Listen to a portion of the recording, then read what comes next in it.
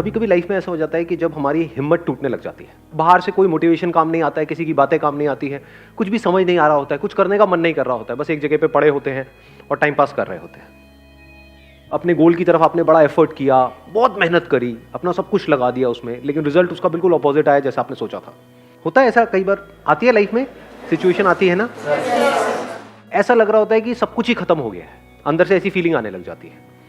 तो उस वक्त क्या करना चाहिए, मतलब कि उस वक्त खुद को मोटिवेट कैसे करें? उनको माइक दे दो। सर आपकी वीडियोस देखती हूँ। अच्छा, तो सारे करते हैं यहाँ पर आए हैं। तो मेरे जब वीडियोस देखते हो तो काम करता है, वो रिलेटेबल होता फर्क पड़ता है, बहुत फर्क पड़ता है। Even you are a life giving person. इसको एक स्टेप और आगे बढ़ाते हैं कि अगर आपने मेरे वीडियोस देखे, और वैसे ऐसा होना तो नहीं चाहिए, लेकिन वो भी अगर काम नहीं किए, मेरे वीडियोस भी काम नहीं किए अपनी तारीफ करने में बड़ा मजा आता है, लेकिन मान लेते हैं कि अगर आप मेरे वीडियोस देख रहे हो, किसी के वीडियोस देख रहे हो, वो भी काम नहीं कर रहे, अब क्या करें? सर जैसे मेरा 2 बार सर एंट्रेंस मेडिकल का था सर, वो क्लियर नहीं हुआ था सर। उसमें मतलब कि पेरेंट्स का सर मनी भी लगा था उसमें, और टाइम भी लगा था उस समय। प्लान्स भी बहुत सारे थे कि मतलब फर्स्ट ईयर में अगर मतलब क्लियर हो गया तो ऐसा हो जाएगा, ऐसा हो जाएगा, वो सब खत्म हो गया, सब खत्म हो गया था। फिर बाद में ऐसा बहुतों के साथ हुआ होगा, रिलेट कर पा रहे होंगे, कितनों के साथ हुआ है ऐसा कुछ? ठीक है। Yes sir. फिर बाद में मैंने क्या किया कि पहले तो बूस्ट करने के लिए सर आपका मोटिवेशन वीडियो देखा सर। तो फिर वो काम नहीं किया? नहीं सर, वो टेम्परेरी बेस पे काम करता है। टेम्परेरी बेसिस पे किया, मतलब रेगुलर काम नहीं करता। मतलब मेरा दिल रख लिया थोड़ा। नहीं सर, मुझे लग रहा था काम ही नहीं किया, मतलब देखा है क्या लगा ऐसा, मतलब मैं इमेजिन कर रहा था। हाँ ठीक है। बाद में मतलब मैंने ये किया कि मतलब अकेले बैठ के प्लान किया फिर से कि मतलब कि ये मेरी मतलब कमियां थी, ये मेरी मतलब कि अच्छा है, मतलब इन टॉपिक्स में मैं अच्छा हूँ, इन टॉपिक्स में बेकार हूँ, तो फिर मुझे यहाँ से हेल्प लेनी है। मतलब पूरा एक तरह से मैंने प्लान किया सब कुछ। लिख करके किया है वैसे ही दिमाग में? नहीं किया सर, लिख करके किया हाँ, प्रॉपर कि ये मेरी स्ट्रेंथ्स है, ये मेरी वीकनेसेस है। क्या इसके अलावा एक और काम भी हमने किया? क्योंकि अगर वो भी करें तो और बेटर हो सकता है। दैट इज कि जब मैंने वो तैयारी करी और मेरा नहीं हुआ, तो उसमें मैंने क्या गलतियां करी? एक तो है आपकी वीकनेसेस जिसके ऊपर आप काम कर रहे हो, एक है गलतियां। मे बी कि हमने मोबाइल पे बहुत ज्यादा टाइम पास किया। नहीं हाँ, क्योंकि हम सच औरों को नहीं बोल सकते ना, खुद को तो बोल सकते हैं ना। घर वालों को बोला तो बड़े जूते पड़ेंगे कि बेटे यही टाइम पास ही करना था, सुट्टा ही मारना था, मतलब आपके लिए नहीं वैसे, तो मेरे पैसे क्यों लगवाए, है ना? तो क्या ऐसा भी हम करते हैं लिख करके? कितने लोग एक्चुअल में करते हैं? बहुत कम, 2-3 लोग सर। वो भी सर टेम्परेरी, वो भी हम सीरियसली नहीं करते। समझ के दो चीजें यहाँ पे करनी जरूरी है। एक तो ये पहले समझो क्या आपकी वीकनेसेस थी, और अगली बार अगर आप दोबारा से अटेम्प्ट करने वाले हो उसको स्ट्रेंथ्स में कन्वर्ट करना है। और अपने आप से ये भी सच बोलो कि क्या ऐसा हो सकता है, नहीं हो सकता है, कहीं मैं दोबारा अपना टाइम तो नहीं खराब करने वाला हूं। कुछ ऐसी भी वीकनेसेस होती हैं किसी की, जैसे फॉर एग्जांपल सिंगिंग के लिए आप ट्राई कर रहे हो और आपकी आवाज ऐसी है कि जो भी सुनता है कान से खून निकलने लग जाता है, तो आप कह रहे हो कि यार मेरी वीकनेस है, मैं स्ट्रेंथ बना दूंगा। ठीक है, अच्छा है, ऑप्टिमिज्म अच्छा है, बट एक हद होती है ना, मतलब तो इस तरह से अपने आप से सच बोलना होता है कि मेरी वो वीकनेसेस है, उसको स्ट्रेंथ्स में कन्वर्ट करना है। उसके लिए क्या करना पड़ेगा? उसके लिए there is a price to pay. Effort लगाना पड़ेगा, हार्डवर्क करना पड़ेगा, पता नहीं क्या क्या करना पड़ेगा। क्या वो मैं करने के लिए तैयार हूं? क्या वो मैं कर सकता हूं? इफ यू से यस तो नेक्स्ट स्टेप पे जाओ, इफ यू से नो तो बात वहीं पे खत्म हो गई, अब कुछ और सोचो। नंबर 1। नंबर 2, उस वक्त मैंने क्या गलतियां करी? क्योंकि आप कुछ भी करते हो तो कुछ ना कुछ सोच समझ के करते हो, तो वो नहीं हुआ, दैट मींस आपको लग रहा था कि मैं कर लूंगा लेकिन नहीं हुआ, इसका मतलब पक्का है कि हमने बहुत सारी गलतियां करी है, उसको भी लिख लो। तो इससे क्या हो रहा है, हम प्रॉब्लम ओरिएंटेड थे, अब हम सॉल्यूशन ओरिएंटेड बन रहे हैं। प्रॉब्लम क्या है कि नहीं हुआ, मेरा नहीं हुआ, अब क्या होगा, पैसा चला गया, ये हो गया, ये सब क्या है? Problem oriented approach. आप क्या बन गए अब? Solution oriented. इसके बेस पे आपको एक बिल्कुल क्लियर आंसर मिल जाएगा कि आप दोबारा अटेम्प्ट करना है या नहीं करना है। क्योंकि अगर आप वही गलतियां दोबारा से करने वाले हो जो पिछली बार करी, तो छोड़ दो, मत करो, don't waste your time, at least कुछ और तो करो। नहीं तो वही रिजल्ट आएगा जो पिछली बार आया। हाँ, आप माइक दे दो इनको। सर सबसे पहले तो मैं ये बोलना चाहती हूँ कि जो फर्स्ट ऑफ ऑल जो हमारी थिंकिंग है ना, जो हमें डिस्ट्रैक्ट कर रही है कि हम आगे नहीं बढ़ सकते, हम नहीं बढ़ सकते हैं, उसे हमें स्टॉप करना चाहिए और बस यही बोलते रहना चाहिए कि आगे बढ़ो, आगे बढ़ो, आगे बढ़ो। लेकिन उसको स्टॉप कैसे करें? कैसे वहां से बाहर निकले? That is the point. वो बड़ा एक गंदी स्टेट होती है। जिसमें हम जा करके फंस जाते हैं। ऐसा हुआ है, आप लोगों ने एक्सपीरियंस किया है ना? बहुत ज्यादा कुछ हुआ करने का है, मन नहीं कर रहा होता है। बहुत ज्यादा। हाँ। मतलब उसी में हम खोए रहते हैं कि और वही हमारे साथ थॉट्स ये रिपीट हुआ। मोड पे चल रहे होते हैं, एक ही तरह के थॉट्स बार बार आ रहे होते हैं। कुछ देर के लिए आप अपना ध्यान उन थॉट से हटाते हो, कुछ नया सोचते हो, लेकिन फिर ध्यान वहीं चला जाता है, वही प्ले होने लग जाता है। हमारे इसको इस साथ तरीके से तो कह सकते हो, एक तरह से सोचने की आदत पड़ जाती है। 2-4 दिन में, 5 दिन में, होता नहीं है, 2-4 दिन तक आप एक ही तरह का काम करते रहो, कुछ भी करते रहो। जैसे अभी मैं हाथ हिला रहा हूँ, 2-4 दिन तक ऐसे ऐसे करता रहो, इसलिए मिलूंगा, अरे भाई क्या गंदे गंदे इशारे कर रहा है। सो द पॉइंट इज कि एक तरह से अगर हम सोचते रहे नॉन स्टॉप 2 दिन 4 दिन, तो आदत पड़ जाती है, हैबिट, एक तरह की हैबिट पड़ जाती है उस तरह से सोचने की। और जितना आप कहते हो ऐसा नहीं करना है, वो उतना ही पावरफुल होता चला जाता है। हाँ, ये क्योंकि सबसे जैसे ध्यान problem थोड़ी देर है। के लिए हटता है, फिर वापस से वहां आता है तो और गुस्सा आता है। तो अब कैसे वहां से बाहर आए? और बाहर ऐसे नहीं कि कुछ दिनों में बाहर आए, इमीडिएटली इंस्टेंटली वहां से बाहर कैसे आए? अपने आप को शीशे में देखो। सर रोज देखते हैं। मजाक उड़ा रहे हैं आप मेरा? हम जैसे देखते हैं वो वाला देखना नहीं, हाय क्या लग रही है, मैं वो वाला देखने की बात नहीं कर रहा। मतलब देख करके खुद को मोटिवेट करना सीखो, वो सबसे पावरफुल मोटिवेशन है। क्या क्या ऐसे काम है जिसमें आप मास्टरी को अचीव कर सकते हो सकता है वो आपके करियर से रिलेटेड हो सकता है ना हो। ध्यान से समझ लेना इस चीज को। लाइफ में सबसे ज्यादा जो मजा आता है ना, वो आता है किसी भी पर्टिकुलर काम में मास्टरी को अचीव करके। लेकिन आप सबकी कंडीशनिंग कैसी हुई पड़ी है, घर में जो माहौल है यहाँ पे वहां पे, वो मास्टरी की कहीं कोई बातें नहीं होती है, वहां पे होती है क्रैक करने की बातें। क्रैक करो क्रैक करो, क्रैक से क्या हो जाए? Think about mastery, don't think about packages. ऐसे हम सोचते हैं ना, सुबह जाता ये हो गया तो इतने का पैकेज, ये हो, चिंती बनते चले आ रहे हैं। हो सकता है आप अपने माइंड में सोच करके बैठे हो, हाँ 6 लाख का पैकेज लग जाएगा तो ये हो जाएगा वो हो जाएगा। हो सकता है आप 60 लाख डिजर्व करते हो, 7 लाख नहीं 60 लाख। खुश हो जाओ, आपकी बात हो रही है। क्या आपको पता है आपकी एक्चुअल कैपेबिलिटी क्या है? नहीं पता जी, किसी को नहीं पता। वो तो जब आप खुद पे काम करना एक्चुअल में शुरू करोगे अपनी मास्टरी के ऊपर, तब पता लगेगा क्या निकल के आ रहा है वहां से। किसी को नहीं पता होता है, ये मैं आपको सच बता रहा हूं। मतलब at the age of 18, 19 years, 20 years किसी को नहीं पता होता है कि आने वाले 10 साल बाद, 20 साल बाद क्या होने वाला है। डिपेंड करता है हम क्या ट्रैक पकड़ रहे हैं। ट्रैक गलत पकड़ लिया तो फंसते चले जाते हैं, और ट्रैक सही पकड़ लिया तो कुछ कमाल का हो जाता है। सही मतलब क्या? अपना ध्यान फालतू की चीजों से हटाओ, मास्टरी पे ले आओ, एक्सपर्टीज पे ले आओ। इसका दूसरा वर्ड भी हो सकता है एक्सपर्टीज, कि क्या क्या ऐसे काम है जिसमें मैं एक्सपर्टीज को अचीव कर सकता हूं या कर सकती हूं। This gives you hell lot of energy, क्योंकि अब ये आपके हाथ में पूरा कंट्रोल है। क्रैक करना ना करना आपके हाथ में कंट्रोल नहीं है। कंपटीशन है, बहुत सारे फैक्टर्स वहां पे और प्ले हो रहे हैं। बट क्रैक करने के लिए जिस टॉपिक को मास्टर करना है, वो किसके हाथ में है? वो आपके हाथ में है। वो करने के बाद भी आपका हो या ना हो, वो किसके हाथ में है? वो आपके हाथ में नहीं है। फॉर एग्जाम्पल, किसी कंपनी में अप्लाई कर रहे हो जॉब के लिए, तो वहां पे कितना पैकेज आपको मिलेगा, कितना नहीं मिलेगा, किसके हाथ में है? आपके हाथ में है। वो कब है आपके हाथ में? जब एक्चुअल में आप एक्सपर्ट हो किसी पर्टिकुलर फील्ड के, तब आपके हाथ में है।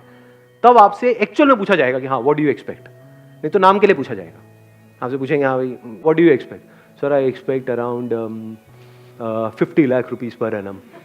5,000 रुपये महीने का मिलेगा, करना है कर। ठीक है सर, जैसे आप कहें।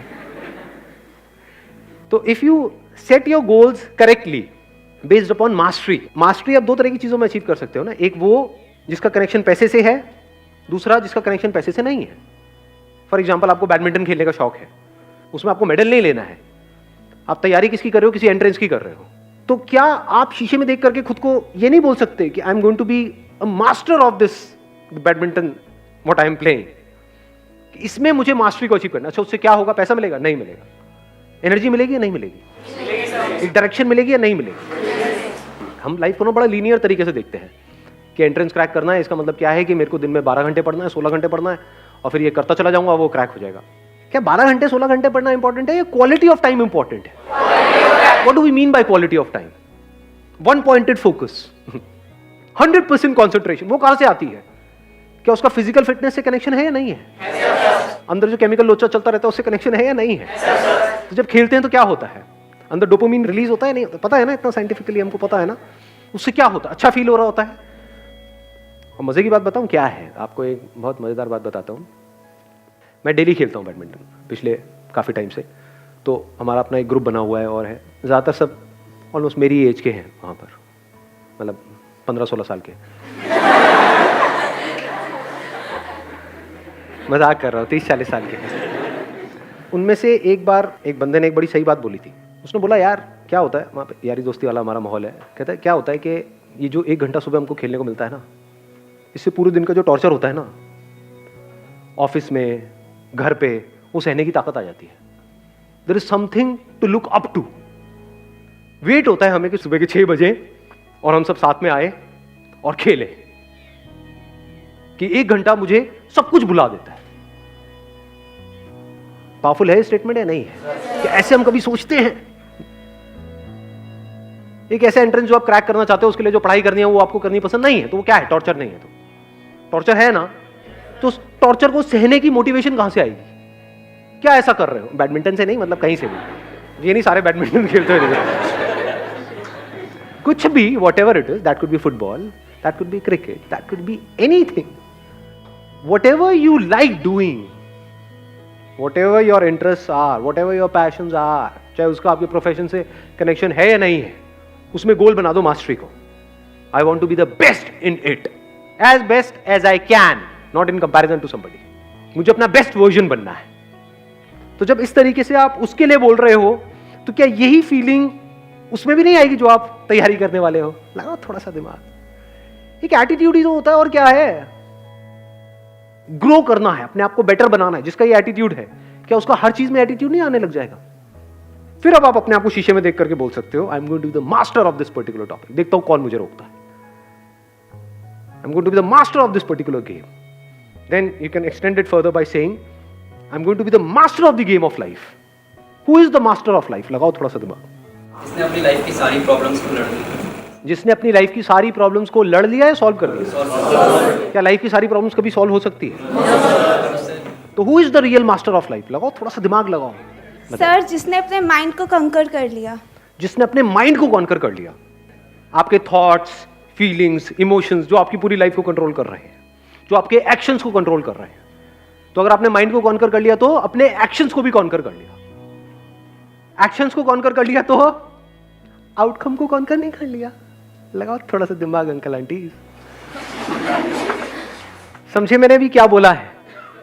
जिसने अपने माइंड को कॉन्कर कर लिया, यानी अपने थॉट्स को, फीलिंग्स को, इमोशंस को अच्छे से समझ करके, नॉट फोर्सफुली, क्योंकि फोर्सफुली आप कभी कॉन्कर नहीं कर सकते। Mind is extremely powerful.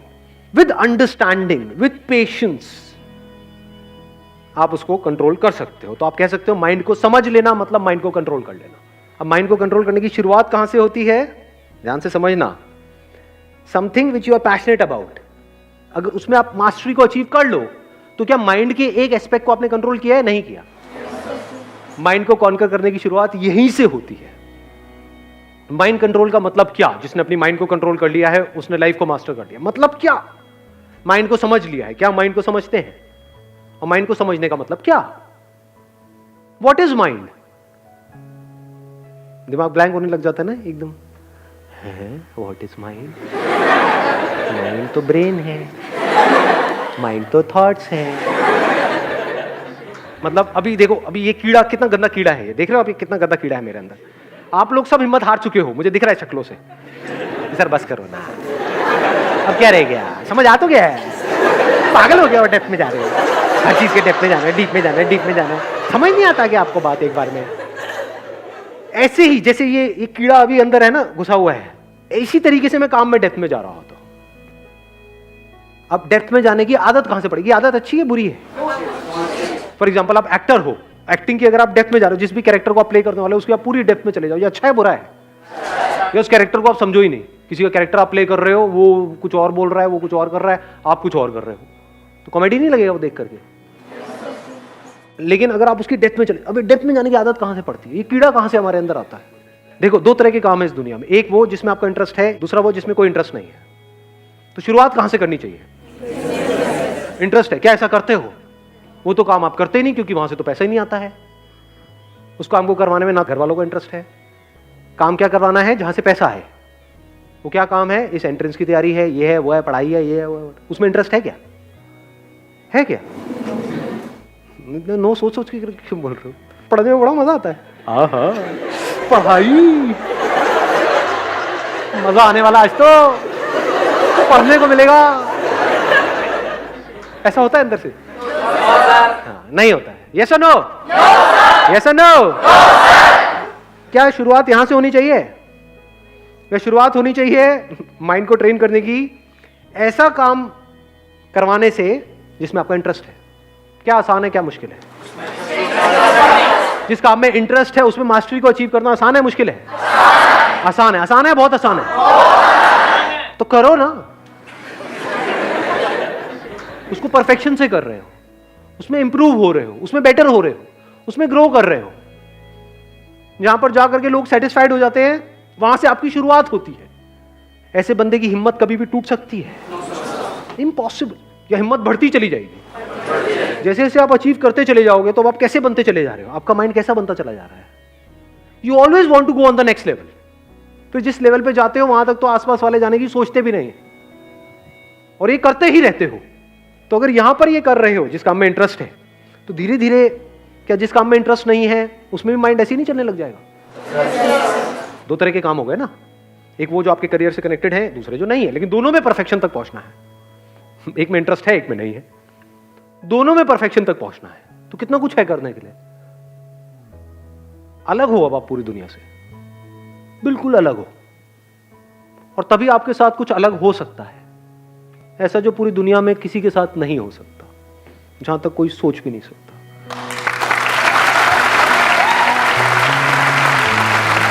Thank you sir.